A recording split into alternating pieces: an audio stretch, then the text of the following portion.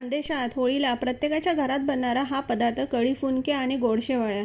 2 वाटी चणा डाळ, 1 वाटी मूग डाळ आणि चवळी टाकल्याने आपले फुनके हे नरम येतात. हे रात्री भिजत ठेवायचं, त्यानंतर सकाळी जाडं-भरडं वाटून घ्यायचं. कांदा बारीक कापून टाकायचा, हिरवं वाटण टाकायचं, त्यानंतर त्याच्यामध्ये हळद टाकायची, जिरे पावडर, धनेपूड, थोडंसं चवीपुरता मीठ टाकायचं आणि खूप सारी कोथिंबीर टाकून हे छान असं हातानेच एकजीव करायचं, तरच याला छान अशी चव येते. मग याचे छान असे फुनके बनवायचे आणि ते वाफेवर आपल्याला शिजवून घ्यायचे आहेत. आणि कढीची जी रेसिपी आहे ती मी ऑलरेडी आपल्या पेजवरही शेअर केली आहे, तुम्ही जाऊन ती बघू शकतात.